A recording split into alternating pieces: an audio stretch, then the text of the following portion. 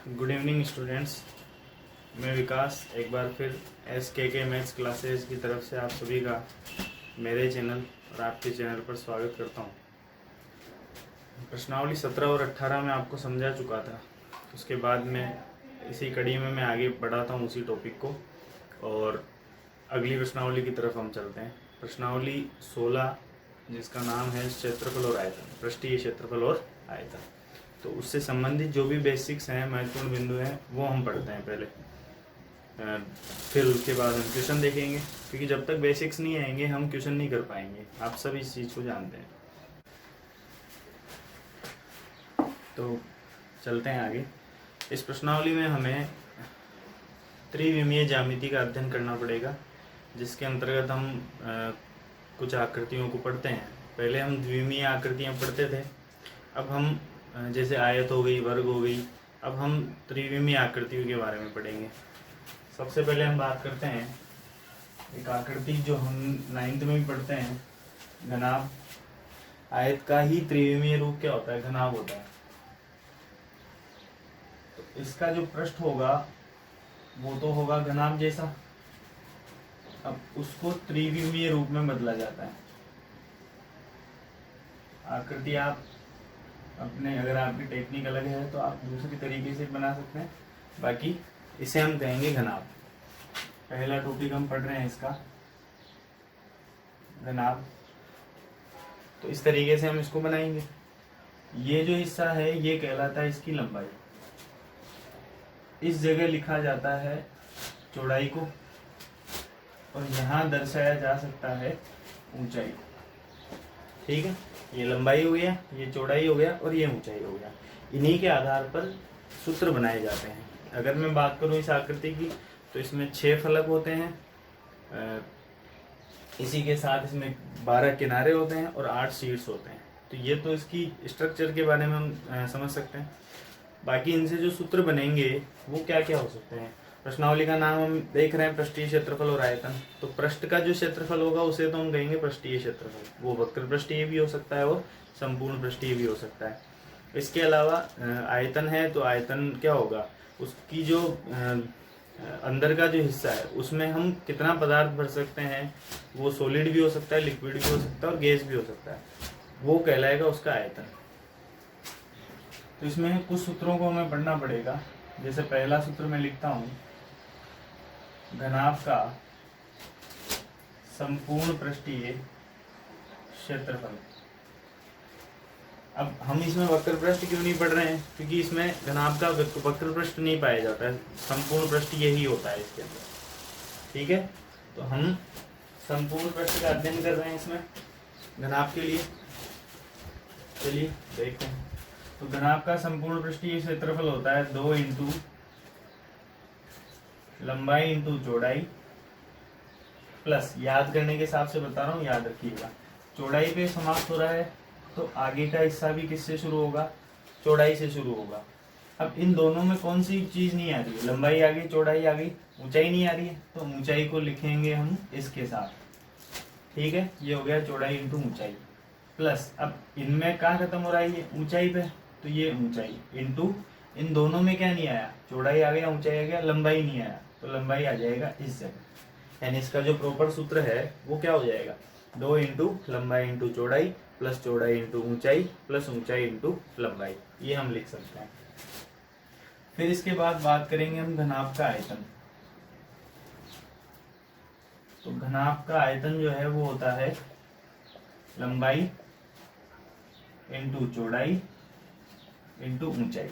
ये इसका सूत्र होगा, लंबाई इंटू चौड़ाई इंटू ऊंचाई। इसके अलावा एक सूत्र जो है इम्पोर्टेंट है, काम में भी आता है, ये कई बार क्वेश्चन पूछ लिए जाते हैं इससे संबंधित। घनाभ के विकर्ण की लंबाई, ये सूत्र होता है अंडर रूट लंबाई स्क्वायर प्लस चौड़ाई स्क्वायर प्लस ऊंचाई स्क्वायर। ये घनाभ के विकर्ण की लंबाई का सूत्र होता है, लंबाई स्क्वायर प्लस चौड़ाई स्क्वायर प्लस ऊंचाई स्क्वायर। इसके अलावा हमसे कहा जाए घनाभ का प्रत्येक पृष्ठ कैसा होता है, तो घनाभ का प्रत्येक पृष्ठ होता है आयताकार। ठीक है, घनाभ का प्रत्येक पृष्ठ होगा आयताकार। तो जब भी उसके परिमाप की बात की जाएगी प्रत्येक पृष्ठ की, तो वो हो गया आयत का परिमाप 2 इंटू लंबाई इंटू चौड़ाई। ठीक, सॉरी 2 इंटू लंबाई प्लस चौड़ाई। और अगर बात करेगा ये उसके क्षेत्रफल की प्रत्येक पृष्ठ की, तो वो हो जाएगा लंबाई इंटू चौड़ाई, जो कि आयत का क्षेत्रफल होता है। तो ये कुछ सूत्र हैं जो घनाभ से संबंधित है। घनाभ का संपूर्ण पृष्ठीय क्षेत्रफल, घनाभ का आयतन, घनाभ की विकर्ण की लंबाई और घनाभ का प्रत्येक पृष्ठ कैसा होता है, आयताकार होता है। तो ये हमने पढ़ा घनाभ। इसके बाद हम देखते हैं घन।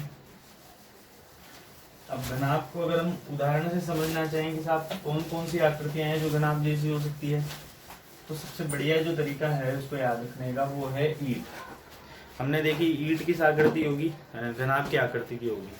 हमारा जो ज्यामितीय बॉक्स होता है, ज्योमेट्री बॉक्स, वो भी घनाभ के जैसा होता है। किताबें होती है वो भी घनाभ जैसी होती है। बाकी सबसे बढ़िया उदाहरण जो है हम ईंट को मान सकते हैं। ईंट कैसी होगी, घनाभ की आकृति। तो जब भी हमारे सामने घनाभ से संबंधित कोई चीज आती है तो हम ईंट को इमेजिन कर सकते हैं कि हाँ इस तरीके की कोई आकृति है, उसको हम क्या कहेंगे, घनाभ कहेंगे। ठीक, दूसरी जो आकृति है वो है घन। घन जो है वो वर्ग से बनता है। 2D में हमने वर्ग पढ़ा था। अब ये जो प्रत्येक हिस्सा है इसका, ये कैसा होगा, वर्गाकार होगा। ठीक है, इससे मिलके क्या बनता है, घन बनता है। ठीक है, इस तरीके से हम उसको बना सकते हैं। टेक्निक आप अगर दूसरे तरीके से बनाते हैं तो बना सकते हैं, लेकिन उसका प्रत्येक पृष्ठ जो है वो कैसा होना चाहिए, वर्गाकार होना चाहिए। अब चूंकि हमें पता है कि वर्ग की सभी भुजाएं बराबर होती है, तो यहाँ लंबाई की जगह भी किसको लिखा जाएगा, भुजा को लिखा जाएगा। चौड़ाई की जगह भी भुजा ही लिखी जाएगी और ऊंचाई की जगह भी भुजा ही लिखी जाएगी। ठीक है, सूत्र लिखेंगे इसके। तो घन का संपूर्ण पृष्ठीय क्षेत्रफल, तो ये हो जाएगा, देखो क्या, घन में 6 पृष्ठ होते हैं। एक पृष्ठ का क्षेत्रफल क्या है, भुजा स्क्वायर। तो 6 का क्या हो जाएगा, 6 इंटू भुजा स्क्वायर। फिर बात करें हम घन के आयतन की, घन का आयतन, तो घन का आयतन होगा क्या, लंबाई इंटू चौड़ाई इंटू ऊंचाई, यानी भुजा लंबाई की जगह, चौड़ाई की जगह भी भुजा और ऊंचाई की जगह भी भुजा। तो क्या बन गया, 3 बार आ रहा है भुजा, यानी भुजा का क्या हो जाएगा, क्यूब हो जाएगा। तो ये हो गया घन का आयतन। फिर बात करें घन के विकर्ण की लंबाई, घन के विकर्ण की लंबाई, तो घन के विकर्ण की लंबाई होगी भुजा √3। ये घन के विकर्ण की लंबाई का सूत्र होता है। और घन का प्रत्येक पृष्ठ कैसा होगा, इसका प्रत्येक पृष्ठ कैसा होगा, तो ये होगा वर्गाकार। तो अगर उससे संबंधित कोई चीजें आती है तो हम वर्ग का क्षेत्रफल लिख सकते हैं भुजा स्क्वायर, और वर्ग का परिमाप लिख सकते हैं 4 इंटू भुजा। तो ये किससे संबंधित सूत्र हैं, घन से संबंधित। ठीक है, इसके बाद बात करते हैं एक और त्रिविमीय आकृति, बेलन की। बेलन किस तरीके से बनता है, अच्छा घन से संबंधित अगर आप एग्जाम्पल याद रखना चाहें तो आप रख सकते हैं। जैसे पासा आता है, डाइस जिसे हम कहते हैं, वो बिल्कुल प्रॉपर क्या होता है, घन होता है। इसके अलावा आप चौक का डिब्बा जो है वो दिमाग में रख सकते हैं, वो भी कैसा होता है, घन के जैसा होता है। तो कुछ एग्जाम्पल आप दिमाग में रखेंगे तो आसानी से टॉपिक को समझ पाएंगे। तीसरा है बेलन। अब बेलन जो है वो इस आकृति में होगा, इसके ऊपर भी वृत्ताकार भाग जुड़ा हुआ होगा और नीचे भी वृत्ताकार भाग जुड़ा हुआ होगा, और दोनों ही वृत्ताकार भागों की त्रिज्या समान होती है, जिसको हम क्या मान सकते हैं, r मान सकते हैं। ये इसकी ऊंचाई होगी h। ठीक है, ये जो हिस्सा है इसका, ये तो कहलाएगा वक्र पृष्ठ। ठीक है, या वक्र पृष्ठीय क्षेत्रफल। और इसमें ये जो दोनों वृत्ताकार हिस्से हैं, अगर ये जोड़ दिए जाएं तो वो क्या कहलाएगा, संपूर्ण पृष्ठीय क्षेत्रफल। यानी यहाँ एक तो होगा बेलन का वक्र पृष्ठीय क्षेत्रफल, ठीक है। ये सूत्र होता है क्या, 2πr/h। तो बेलन का वक्र पृष्ठीय क्षेत्रफल क्या हो जाएगा, 2πr/h। फिर देखिए क्या हो जाएगा, बेलन का संपूर्ण पृष्ठीय क्षेत्रफल। तो बेलन का संपूर्ण पृष्ठीय क्षेत्रफल देखिए क्या होगा, तो हमें पता है वक्र पृष्ठ का क्षेत्रफल क्या है, 2πr/h। और ये वाला जो हिस्सा है वृत्ताकार है, तो इसका क्षेत्रफल क्या हो गया, πr²। और नीचे वाले का क्षेत्रफल भी क्या हो गया, πr²। यानी मैं इसको 2πr² लिख सकता हूँ। कैसे, 2πrs तो हो गया वक्र पृष्ठीय क्षेत्रफल, ये πr², ये πr², दोनों को जोड़ेंगे तो 2πr²। तो ये स्थिति यहाँ बनेगी। अगर हम देखते हैं इसमें कि कुछ कॉमन तो नहीं है, तो हम देख पा रहे हैं यहाँ कि 2 इधर भी है, इधर भी है, पाई भी कॉमन है, आर भी कॉमन है, ठीक, एच नहीं है कॉमन। तो यहाँ ये कॉमन आ गया, तो क्या बच गया, केवल एच। और इधर आर 2 बार है तो 1 बार बच जाएगा। तो इसका सूत्र क्या हो जाएगा संपूर्ण पृष्ठ का, 2πr/h + r। ये होता है बेलन का संपूर्ण पृष्ठीय क्षेत्रफल। फिर बात करते हैं बेलन का आयतन क्या होगा। तो बेलन का आयतन होता है स्टूडेंट्स πr²h। ये बेलन का आयतन होगा। तो ये बेलन से संबंधित सूत्र हैं और वो बेलन की आकृति है। प्रत्येक त्रिविमीय आकृतियां हमें बनानी आनी चाहिए, ठीक है, तभी हम अच्छे से समझ पाएंगे। इसके बाद बात करते हैं हम अगली त्रिविमीय आकृति की, जिसको हम शंकु कहते हैं। और बेलन को अगर आप याद रखना चाहें कि बेलन कैसे हम समझे, तो बेलन के लिए देखो कई उदाहरण है। जैसे जिस मार्कर से मैं लिख रहा हूँ ये भी कैसा है, बेलनाकार। इसके अलावा आप चौक दिमाग में रख सकते हैं, चौक भी बेलनाकार होती है। रोड रोलर होता है, वो भी कैसा होता है, बेलनाकार होता है। इसके अलावा कटा हुआ जो पाइप का टुकड़ा है वो भी कैसा होगा, बेलनाकार होगा। तो कई उदाहरण हम याद रख सकते हैं, ठीक। चौथा है शंकु। शंकु से संबंधित हम देख रहे थे, शंकु किस तरीके से बनाएंगे। तो इस तरीके की जो आकृति होगी वो शंकु कहलाएगी। एक वृत्ताकार भाग नीचे जुड़ा हुआ होगा जिसकी त्रिज्या हो जाएगी स्मॉल r। ये इसकी सामान्य ऊंचाई है h और ये इसकी तिर्यक ऊंचाई है l। सूत्र इसके देखेंगे तो सबसे पहले बात करें तिर्यक ऊंचाई की, तो तिर्यक ऊंचाई को l से रिप्रेजेंट करेंगे। सूत्र हो जाएगा इसका √r² + h²। ये तिर्यक ऊंचाई का सूत्र है। इसमें भी वक्र पृष्ठ होगा, जहां वृत्ताकार हिस्से हैं वहां वक्र पृष्ठ निश्चित रूप से पाया जाएगा। तो वक्र पृष्ठ का क्षेत्रफल क्या हो जाएगा इसका, ये होता है πrl। वक्र पृष्ठ का क्षेत्रफल क्या होगा, πrl। बात करें संपूर्ण पृष्ठ की, तो संपूर्ण पृष्ठ का जो क्षेत्रफल होगा वो क्या होगा, देखो ये तो हो गया वक्र पृष्ठ का क्षेत्रफल। अगर मैं इसमें नीचे वाला हिस्सा यानी वृत्ताकार हिस्सा जोड़ देता हूँ तो संपूर्ण पृष्ठ बन जाएगा। अच्छा, इसमें देखेंगे हम कुछ कॉमन तो नहीं है, तो पाई दोनों साइड है, आर भी दोनों साइड है। कॉमन क्या बच गया, कॉमन तो आ गया पाई आर, अंदर क्या बच गया, यहाँ बच गया एल और यहाँ आर 2 बार है इसलिए 1 बार बच जाएगा। यानी सूत्र क्या बन गया इसका, πr ब्रैकेट में l + r। ये हो गया संपूर्ण पृष्ठीय क्षेत्रफल की आकृति का शंकु का। बात करें इसकी आयतन की, तो शंकु का आयतन होगा 1/3 πr²h। ये शंकु का आयतन होता है 1/3 πr²h। तो ये कुछ सूत्र हैं जो किससे रिलेटेड है, शंकु से। कई बार क्या होता है एल, आर और एच में से कई बार आर पूछ लेता है, एच पूछ लेता है, तो उसके लिए ध्यान रखिएगा एक संबंध होता है l² = r² + h²। तो यहाँ से आप पक्षांतरण करके किसी भी मान को निकाल सकते हैं। तो अगर ऐसा कुछ होता है तो यहाँ से इस संबंध से आप सूत्र बना सकते हैं और काम में ले सकते हैं, ठीक। तो यह आकृति थी शंकु। इसके बाद हम देखते हैं गोला, जिसे हम स्फेयर बोल सकते हैं। तो गोला क्या होगा, देखो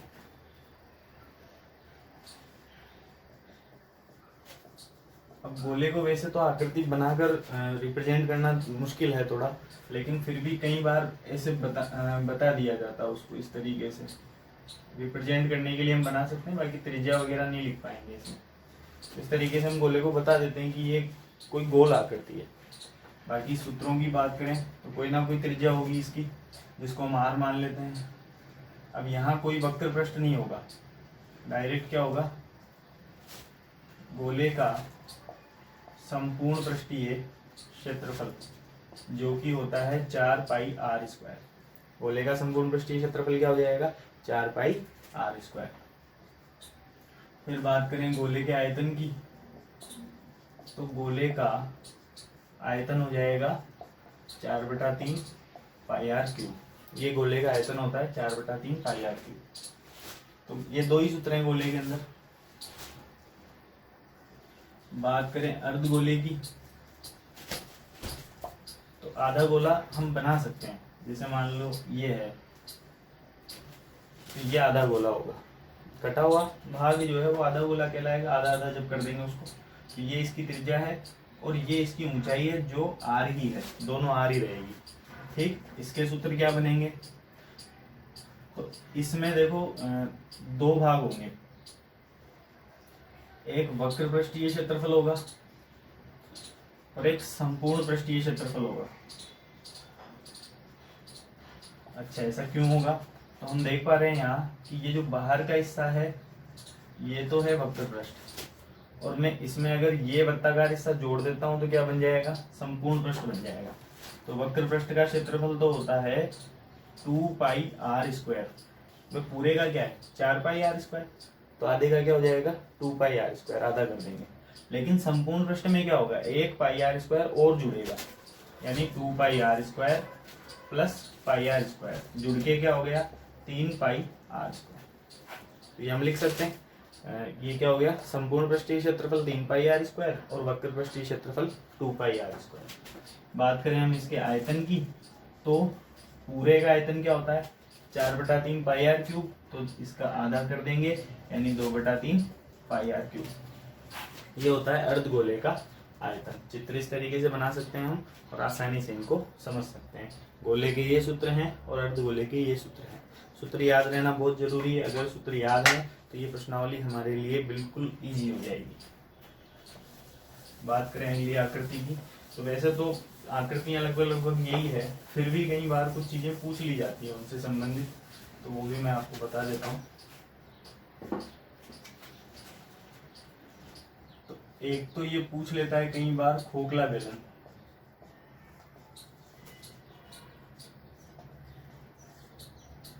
ठीक है, तो खोखला बेलन जो है वो किस तरीके से बना सकते हैं,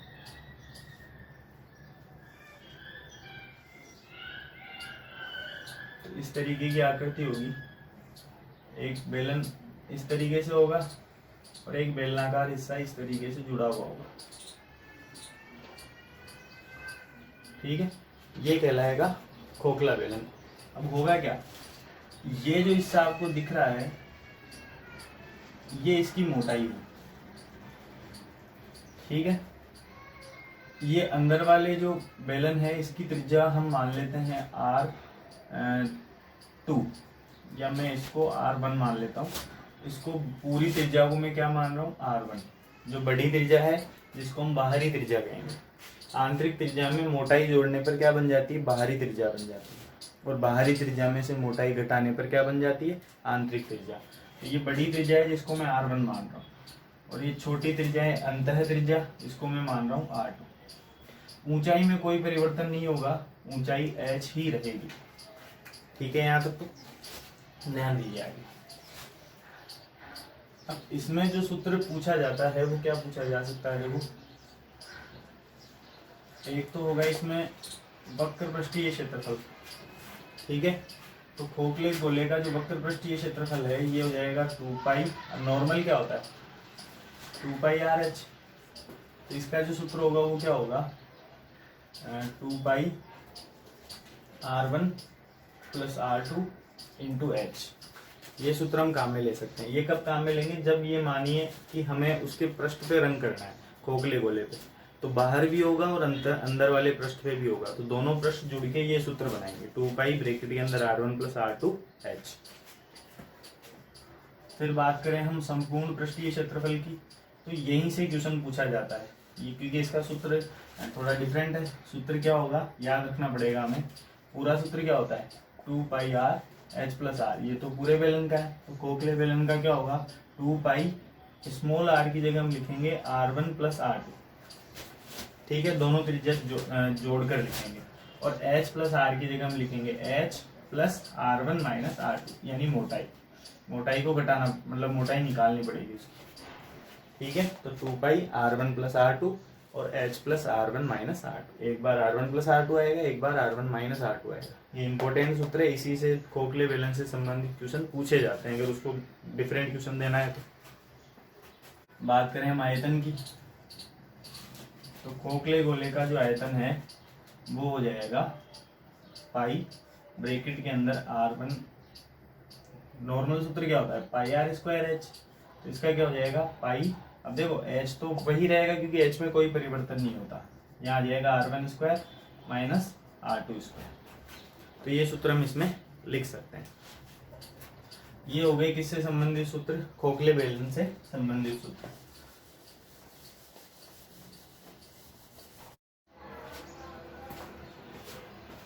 खोखले बेलन से संबंधित सूत्र हमने देख लिए थे, अब हम देखते हैं गोलीय कोश से संबंधित सूत्र क्या है। बात कर रहे हैं हम गोलीय कोश की।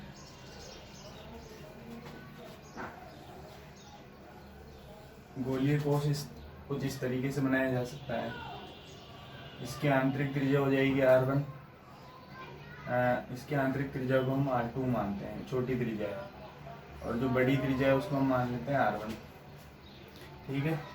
अब इसके जो सूत्र होंगे वो क्या होंगे, देखो एक तो होगा इसका संपूर्ण पृष्ठीय क्षेत्रफल, तो ये हो जाएगा, नॉर्मल का क्या होता है गोले का पृष्ठीय क्षेत्रफल 4 पाई R स्क्वायर, तो इसका होगा 4 पाई R1 स्क्वायर प्लस 4 पाई R2 स्क्वायर, दोनों इससे जुड़ जाएंगे आंतरिक और बाह्य, तो कॉमन आ रहा है इसमें क्या 4 पाई, अंदर बच जाएगा R1 square plus R2 square, ये होगा गोलीय कोश का संपूर्ण पृष्ठीय क्षेत्रफल।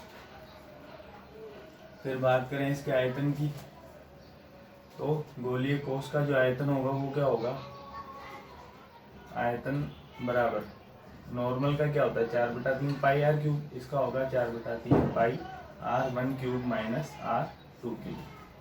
तो ये थे गोलीय कोश से संबंधित सूत्र। अब हम बात करते हैं अर्धगोलीय कोश की। अर्धगोलीय कोश जो है वो इस तरीके से बनाया जा सकता है, मान लीजिए ये कोई अर्धगोला है जिसकी त्रिज्या कितनी है R मान लेता हूँ मैं इसके लिए, या R2 मान लेता हूँ, छोटी त्रिज्या मान लेता हूँ।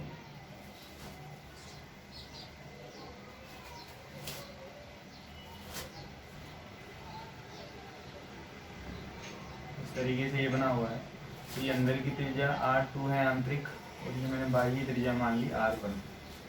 तो इसमें दो सूत्र हम पढ़ते हैं, एक तो होता है संपूर्ण पृष्ठीय क्षेत्रफल, तो ये हो जाएगा 3 पाई R1 का स्क्वायर प्लस 3 पाई R2 का स्क्वायर, बाहर वाले का क्षेत्रफल और अंदर वाले का क्षेत्रफल दोनों जुड़ेंगे तो कॉमन क्या आ रहा है इसमें 3 पाई, अंदर बन जाएगा R1 square plus R2 square, ये हो जाएगा अर्धगोलीय कोश का संपूर्ण पृष्ठीय क्षेत्रफल।